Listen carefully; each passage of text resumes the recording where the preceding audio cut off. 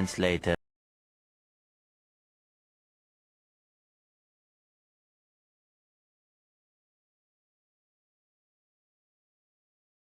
Waalaikumsalam. Waalaikumsalam. Oke, selamat pagi anak-anak. Pagi, Bu. Pagi, Bu. Semoga hari ini kita selalu diberikan kesehatan, selalu diberikan panjang umur, dan semoga kita semua bisa berkumpul, dan semoga pandemi ini segera berakhir. Oke, saya akan memberikan materinya tentang surat elektronik. Kemarin sudah saya minta sebentar.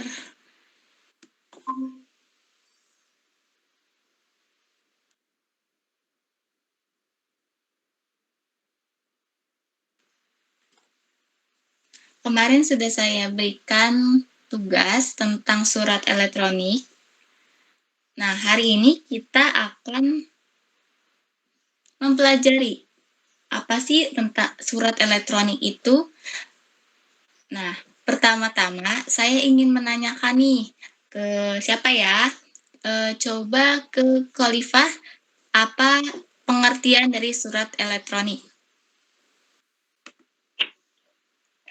Surat elektronik itu merupakan media untuk mengirimkan pesan, baik berupa gambar, teks, atau bahkan video sekalipun melalui jalur internet, Bu. Ya, betul Khalifah. Jadi, saya coba share screen dulu mengenai surat elektronik. Kalian bisa baca dan juga pahami apa surat elektronik atau email. Apakah sudah kelihatan? Sudah, Bu. Oke. Nah, ini pengertian surat elektronik yang sudah dijelaskan oleh Khalifah tadi. Ini merupakan pengertian secara dalam bidang ahlinya, seperti dari Wikipedia, seperti Miko Pardosi, dan juga menurut David Wally. Nah, apa sih pengertian surat elektronik? Nah, surat elektronik menurut Wikipedia Indonesia merupakan surat elektronik email atau email adalah sarana kirim-mengirim surat melalui jalur jaringan komputer dengan surat yang biasanya umum pengirim perlu membayar dan per mengirim, tetapi surat elektronik umumnya tidak mendapatkan biaya. Ya. Nah, tetapi biayanya itu dengan membayar sambungan internet atau kuota. Nah, kalau menurut Miko Pardosi, email merupakan surat menyurat dalam internet. Jadi, surat menyuratnya itu dalam jaringan. Dari berbagai pendapat dapat disimpulkan bahwa surat elektronik atau email adalah kegiatan surat menyurat yang tidak menggunakan pos sebagai media pengiriman, tetapi menggunakan jaringan internet sebagai media pengirim. Jadi, seperti halnya Wikipedia, bahwa surat menyurat dalam bentuk email atau surat elektronik itu menggunakan pos media, jadi tidak menggunakan surat mengirim, jadi menggunakan jaringan internet saja. Lalu, menurut David, dari penelitian yang sudah dilakukan bahwa email merupakan sebuah media yang berfungsi sebagai digital message.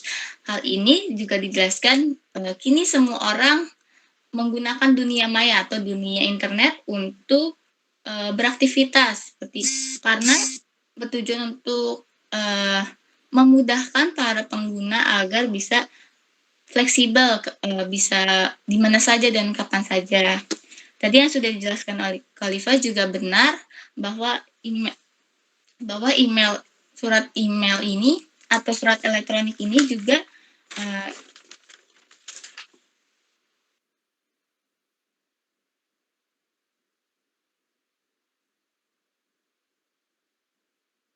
Maaf, Bu, mikrofonnya ke mute.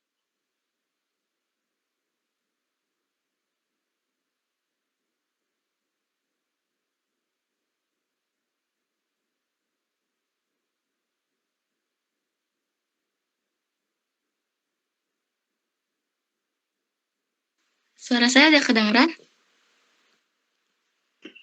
Sudah, Bu. Oke, jadi saya bahas ulang lagi. Layar screen-nya sudah ada atau belum? Masih ada, Bu. Masih ada, oke. Jadi saya ulang lagi, surat elektronik itu merupakan media untuk mengirim pesan atau mengirim suatu pesan singkat untuk jalur internet. Jadi menggunakan dalam jaringan. Oke, lanjut. Nah, di sini ada tujuan surat elektronik. Tujuannya apa? Sebagai alat komunikasi jalur maya, distribusi atau penyampaian pesan kepada alamat yang dituju, baik pribadi maupun korporasi. Feedbacknya pun dengan alamat tujuan antara pengirim dan penerima surat elektronik. Biasanya dalam surat elektronik atau email, kita mempunyai user atau akun. Kalian juga ketika membuka Google Meet pasti menggunakan akun. Nah, akunnya itu akan tersambung ke email kalian dan juga pada saat kalian mengerjakan tugas. Nah, mengerjakan tugas kalian juga butuh email. Emailnya itu akan dikirimkan dari email kalian ke email saya. Nah, itu termasuk surat elektronik atau email. Nah, lanjut, manfaat surat elektronik itu apa? Nah, yang pertama, adanya media komunikasi. Seperti media komunikasi email atau surat elektronik itu adalah media komunikasi yang biasanya dilakukan secara personal atau umum atau komunitas. Nah, yang kedua ada media pengiriman. Nah, pengiriman ini apa? Biasanya bisa dilakukan ketika mengirim data, bisa ke mana saja, bukan di seluruh Indonesia saja, tapi seluruh dunia pun bisa. Dengan satu syarat, kalian harus tahu usernya dari penerima surat elektronik kita. Nah, lanjut untuk media promosi. Jadi jika kalian punya usaha atau punya bisnis online, kalian bisa mempromosikan ke pelanggan atau bekerja sama, membuat surat kerjasama penawaran ke suatu perusahaan atau suatu instansi. Nah, kalian bisa mengirim email. Nah, lanjut untuk media informasi. Nah, untuk media informasi ini juga bisa memberikan manfaat karena selain mencari informasi juga kita mendapatkan informasi. Lanjut untuk alamat media identitas di internet, sosial media. Dengan email, kalian juga dapat mendaftar menggunakan sosial media. Jadi bukan hanya email untuk mengirim surat, tapi kalian juga pasti kan kalau punya media sosial itu kalian pasti punya akun-akunnya, emailnya apa saja, passwordnya kan kalian juga pasti akan membutuhkan database tersebut. Nah, lanjut, apa sih fungsi elektronik? Nah, di sini fungsi-fungsi apa aja? Nah, fungsinya adalah sebagai alat pengirim pesan melalui perantara teknologi komputer, laptop, atau smartphone yang terhubung dengan jaringan internet. Nah, itu fungsi dari email. Jadi, zaman sekarang tidak menggunakan pos karena sudah dipermudahkan dengan jaringan. Kalian bisa mengirim pesan kapan saja, di mana saja, dan waktunya lebih singkat, lebih cepat juga untuk penerima bisa membaca. Nah, lanjut. Nah, apa sih kelebihan dan kekurangan surat elektronik? Coba Khalifa bisa dibacakan apa kelebihan dari surat elektronik?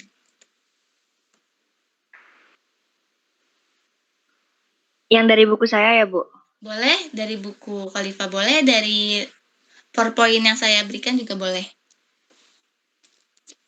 Kelebihan dan kekurangan surat elektronik.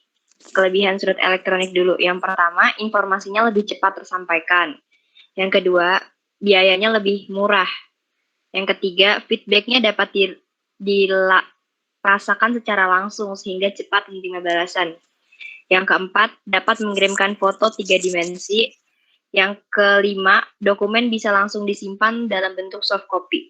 Kekurangannya hanya bisa diakses bagi orang yang mempunyai fasilitas internet, hanya bisa diakses untuk orang yang paham internet,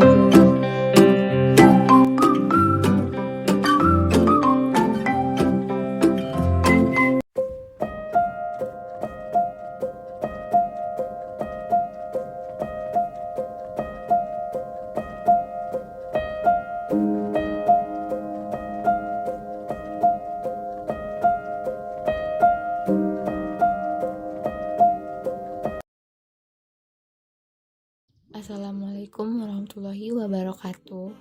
Selamat pagi anak-anak. Apa kabar kalian semuanya? Semoga kita diberikan kesehatan selalu ya, dan semoga pandemi COVID-19 ini segera berlalu. Sebelum memulai aktivitas materi selanjutnya, alangkah baiknya kita berdoa terlebih dahulu. Berdoa sesuai keyakinan masing-masing, berdoa dimulai. Ya, selesai. Alhamdulillah. Untuk pertama-tama Ibu sampaikan bahwa kita harus tetap menjaga kesehatan dan mematuhi protokol kesehatan, yaitu menjaga jarak, mencuci tangan, memakai masker, dan jangan lupa ketika kita di luar dan sampai rumah jangan lupa mandi. Minggu kemarin kita sudah membahas mengenai surat pemberitahuan pembayaran dan surat pemberitahuan pesanan, bagaimana caranya dan bagaimana cara pembuatannya. Untuk minggu ini saya ingin memberikan materi mengenai surat pengaduan.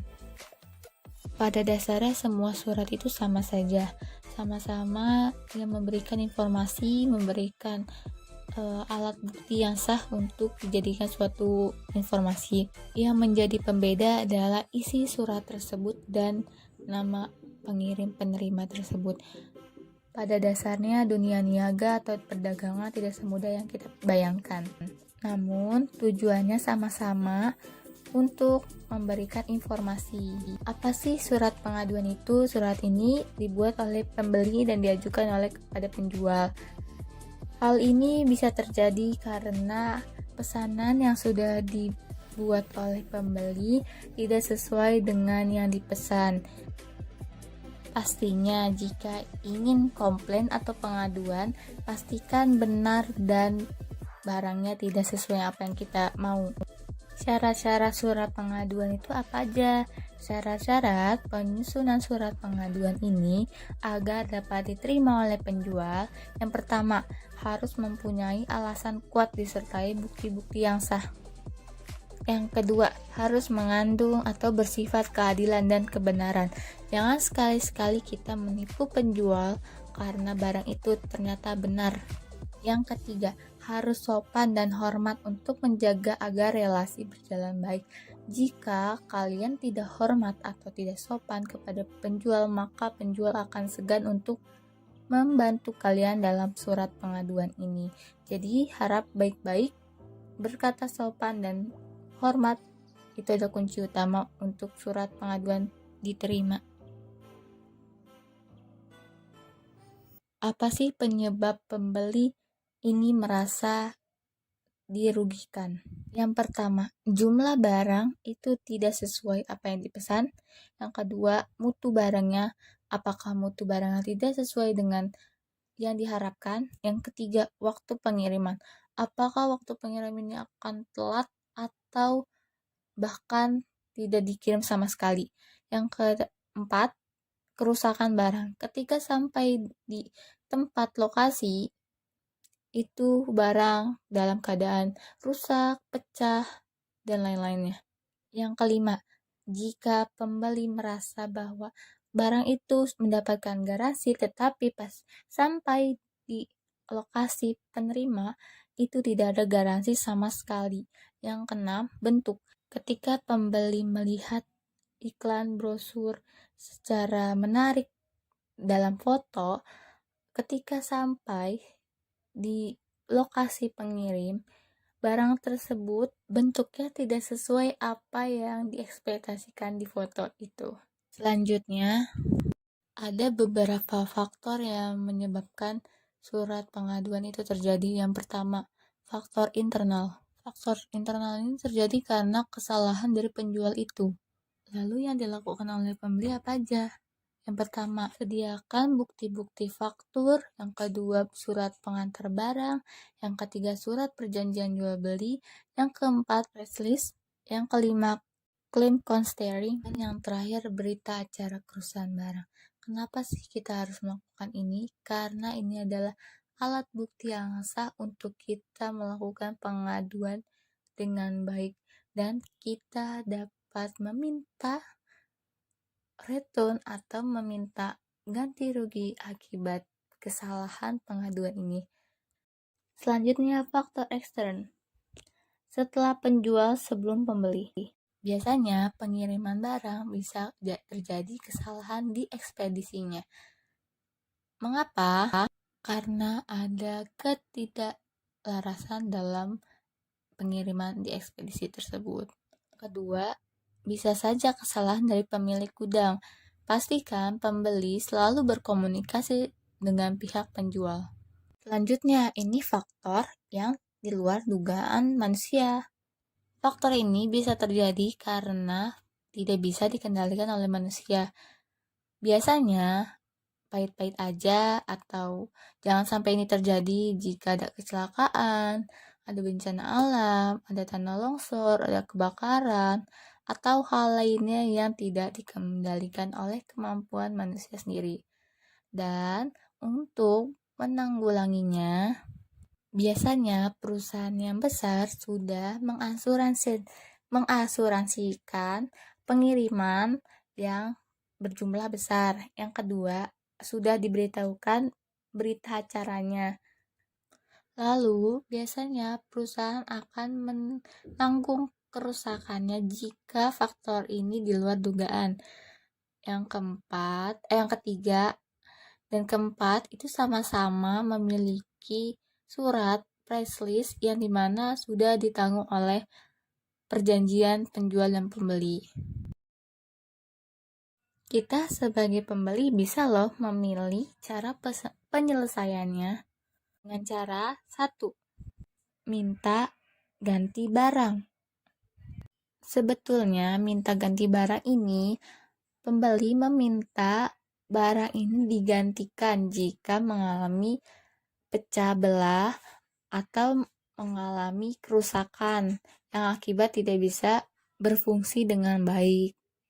Yang kedua, minta ganti rugi. Jadi, pembeli bisa meminta ganti rugi jika penjual tersebut mengkonfirmasi bahwa pesanan barang merek A atau B itu kosong atau tidak ada stok, maka pembeli dapat mengajukan ganti rugi dari hasil harga tersebut.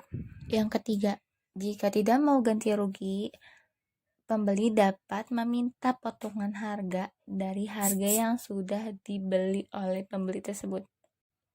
Yang keempat, meretur atau mengembalikan barang yang tidak cocok dengan pesanan.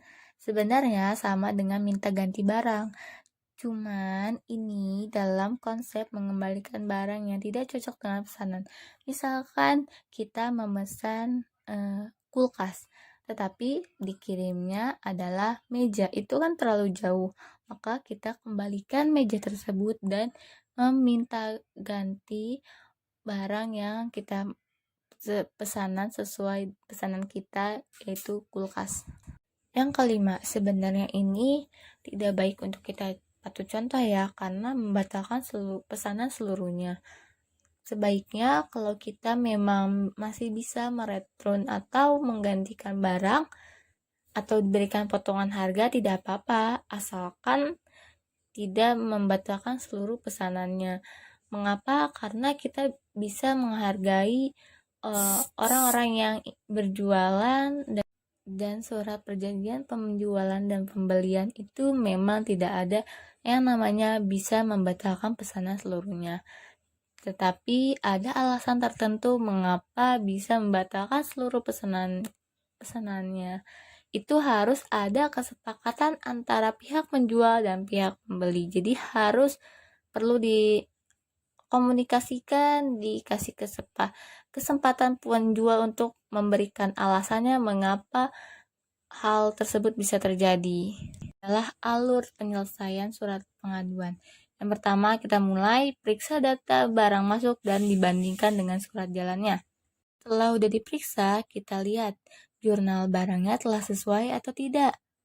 Kalau tidak sesuai, maka catat secara manual jumlah barang yang tidak sesuai berapa aja. Setelah kita dicatat, kita bisa masukkan jumlah barang yang masuk yang sesuai dengan apa yang kita order atau kita pesan. Setelah kita udah catat juga nih barang yang masuk, yang sesuai sama pesanan, selanjutnya tambahkan jumlah stok. Jadi, jumlah yang kita sudah terima dikurang dengan jumlah yang tidak sesuai. Selanjutnya, cari lokasi yang dianggap sesuai dengan barang berdasarkan perkiraan. Jadi, kita cari lokasi di mana barang itu bisa kita lokasikan return-nya dengan baik ya. Selanjutnya, kita letakkan pada lokasi tersebut. Barang itu harus dilokasikan pada lokasi yang kita tentuin sebelumnya.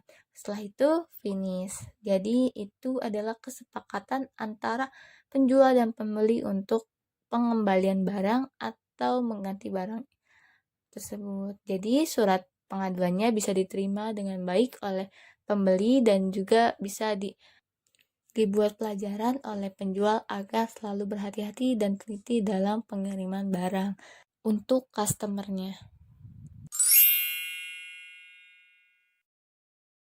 Selanjutnya, isi surat pengaduan itu apa aja? Yang pertama ada namanya barang dan jenis barang yang diterima. Jadi nanti jika anak-anak melakukan surat pengaduan, kalian harus menetapkan isi surat itu, nama dan jenis barang apa aja yang kalian terima, walaupun itu tidak sesuai ya. Yang kedua, macam penyimpangan dalam pengiriman barang. Yang ketiga, ada cara penyelesaiannya. Yang keempat, ada kesimpulan. Macam penyimpangan dalam pengiriman barang itu bisa terjadi karena misalkan contoh seperti ini ya, perusahaan A di Jakarta memesan sebuah bahan mentah seperti kayu jati dari kota Jambi sebanyak 7 kontainer. Pada saat pengiriman kayu jati dikirim melalui jalur laut, dipastikan akan menyeberangi Pulau Sumatera ke Pulau Jawa dong. Nah, ketika kita sudah sampai di pelabuhan penyeberangan, itu ternyata terjadi penyimpangan. Misalkan dengan alasan muatannya terlalu banyak. Yang kedua, biaya ongkos kirimnya melonjak naik. Yang ketiga, pihak pelabuhan meminta menurunkan kuantitas barang dan tidak sesuai dengan SOP yang berlaku. Itu termasuk penyimpangan dalam pengiriman barang. Jadi, mengapa surat pengaduan ini bisa terjadi? Karena bisa saja bukan dari penjual atau pembelinya, melainkan dari ekspedisinya. Selanjutnya, apa sih Bu maksudnya dari nama dan jenis barang yang kita terima? Itu misalkan seperti ini, kita ingin melakukan pengaduan. Nah, langkah pertama sebelum kita langsung marah-marah nih, halo Pak, halo Bu, ini bagaimana penjualnya kok nggak benar gitu. Jangan seperti itu. Tapi yang pertama adalah catat nama barang dan jenis barang apa yang terima. Penjual dan pembeli yang baik itu harus bijaksana dalam mengontrol emosinya. Jadi, kalau anak-anak itu membeli suatu barang, misalkan di e-commerce atau di online shop, ketika barang itu tidak sesuai dengan harapan yang kalian mau, untuk melakukan pengaduan, kalian tidak harus marah-marah atau mencaci maki penjual tersebut ya. Harus didasarkan dengan alasan dan bukti yang nyata. Kalau kalian hanya marah-marah atau tidak terima dengan perlakuan dari penjual, maka surat pengaduan itu tidak akan berhasil dan kalian akan merasa dirugikan karena tidak mendapatkan ganti rugi barang, tidak mendapatkan potongan harganya, tidak mendapatkan return barang yang kalian inginkan. Jadi jangan sampai seperti itu. Beda lagi kalau kalian misalkan gini, kalian mendapatkan barang yang tidak sesuai apa yang kalian mau. Ukurannya L, tapi kalian maunya ukurannya M. Sedangkan kalian sudah memberikan keterangan bahwa kalian meminta ukuran M. Nah, ketika barang itu sampai, kalian memfoto atau memvideokan barang yang kalian terima. Jadi, langsung dikirimkan saja ke penjual. Selanjutnya, cara penyelesaiannya. Seperti yang tadi saya sudah bilang ya. Lanjut. Nah, setiap perusahaan juga pasti memiliki prosedur teknisinya masing-masing dalam mengkomplain surat yang mereka terima. Namun tetap saja kalian itu akan mengirimkan surat pengaduannya dalam bentuk yang sama, isi surat yang sama, responnya harus sama, prinsip kerjanya juga sama, dan bentuk responsibilitas dari pelayanan penjualnya juga sama. Jadi sama-sama mempunyai makna informasi, tetapi prosedurnya saja yang berbeda setiap perusahaan. Nah, ini nih contoh format susunan surat komplain atau pengaduan yang baik dan benar. Yang pertama ada kop surat. Nanti akan dibahas selanjutnya di contoh surat pengaduan. Ada tanggal, ada lokasi surat, nomor surat, alamat surat yang dibuat, lampiran jika ada alamat pengirim surat, alamat penerima surat, isi keluhannya apa tuh yang tadi saya bilang. Yang tadi diisi pengaduannya apa aja. Terus ada tanda tangan konsumen, ada surat komplain secara resmi dalam tulisan yang baku, jelas, dan sopan. Perusahaan harus mengirim surat balasan atau surat pengaduan dari konsumen sebagai jalinnya komunikasi yang jelas dari dua arah. Jadi perusahaan ini nanti ketika kalian sudah mengirim surat pengaduan ke perusahaan itu akan merespon balik dari tanggapan yang kalian sudah buat pengaduannya. Jadi perusahaan ini akan memberikan balasan ke kalian. Apakah pengaduan itu bisa dijalankan dengan solusi seperti apa? Apakah mereka prosedurnya harus mengganti rugi, atau mereka mengganti barang saja, atau kembalikan uangnya dan pembeli dapat mengirimkan kembali barang yang sudah diterima. Seperti itu. Jadi kita harus saling mengerti apa yang dibutuhkan penjual dan apa yang dibutuhkan pembeli. Nah, ini terakhir cara menyusun surat pengaduan. Contoh ya, misalkan saya membeli barang baju di e-commerce Tokopedia atau Shopee. Nah, saya mengalami kendala di bajunya tidak sesuai dengan ukuran yang saya minta. Saya minta ukuran L tetapi dikasihnya ukuran XL. Otomatis secara pribadi saya ingin pesanan itu sesuai apa yang saya mau. Saya akhirnya memfoto atau memvideokan bukti barang yang sudah saya terima dengan jelas dan akan dikirimkan ke penjual.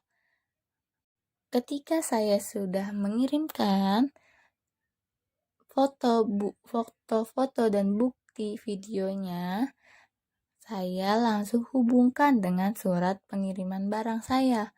Nih, saya sudah membeli orderan pada tanggal berapa, bulan kapan, nomor resinya berapa, dan keterangannya apa. Saya yang minta ukuran L, mengapa jadi XL? Itu termasuk hubungkan dengan surat pengiriman barang. Jadi, saya mengirimkan surat atau berita mengenai surat pesanan sebelumnya. Nah, selanjutnya apa aja yang menyimpang yang terjadi dan bukti-buktinya apa? Nah, yang saya sudah katakan tadi, ketika saya mengalami penyimpangan di bagian ukuran salah dikirim, maka saya foto. Ini barangnya loh, ini barangnya salah ukurannya L, ukurannya XL, tetapi saya mintanya ukurannya L. Maka kondisinya memang baju itu bagus, baik dan rapi, tapi hanya ukuran saja yang tidak sesuai.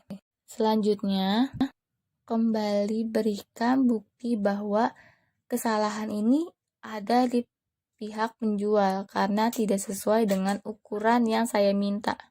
Selanjutnya, saya sebagai pembeli menyarankan untuk penyelesaiannya dengan mengganti barang. Ganti barang, saya memberikan barang baju ukuran XL ke penjual dan penjual mengirimkan kembali baju ukuran L yang saya minta. Dengan begitu, cara surat pengaduan itu bisa disebutkan cara penyelesaiannya atau solusinya yang baik. Dengan begitu kan penjual merasa, oh jadi pembeli ini inginnya mengganti baju aja, jadi sama-sama mengirimkan barang. Nanti kalau kalian seperti itu, tapi jangan sampai ada namanya pengaduan seperti ini ya. Tetapi alangkah baiknya kita mengetahui dulu langkah-langkah pengaduan itu seperti apa. Setelah kita sudah mengirimkan barang, kalian sebagai pembeli nih memberikan nomor resi yang sudah tertera pada ekspedisinya. Setelah kita sudah mengirimkan nomor resinya, penjual tersebut juga harus mengirimkan surat atau nomor resi yang sudah dikirimkan oleh penjual untuk mengirim barang yang kita mau. Dengan begitu, penjual akan mempercayai kita sebagai pembeli yang jujur dan dapat diandalkan. Karena cara penyelesaiannya yang saya buat itu tegas. Jadi, sewaktu-waktu kalian mengalami terjadinya kesalahan pada pesanan kalian, kalian harus menyusun suratnya dengan baik dan benar ya. Selanjutnya, akhiri surat dengan penuh harapan. Jadi, pembeli memberikan harapan kepada penjual untuk selalu lebih teliti dalam mengirim barang, dan kita sebagai pembeli juga berharap semoga kejadian ini tidak terulang lagi. Sampai di sini sudah paham ya nak? Jadi bagaimana cara menyusun surat pengaduannya dengan baik dan benar, dan gimana caranya supaya surat pengaduan kita itu diterima dan tidak merasa dirugikan kitanya sebagai pembeli. Ini adalah contoh surat pengaduan yang baik ya. Saya berikan di Google Classroom, kalian baca dan pahami bagaimana bunyi dari surat pengaduan tersebut. Itu bagaimana cara kata per katanya. Jadi kalian baca dan pahami, dan bentuk suratnya itu seperti apa. Kalian bisa simak baik-baik video ini atau bisa lihat di panduan contoh surat di Google Classroom yang saya berikan. Sekian dari materi surat pengaduan, dan saya kembalikan nanti ke Google Classroom. Kalian kerjakan soal yang saya berikan dan juga pahami betul apa isi surat pengaduan tersebut. Terima kasih.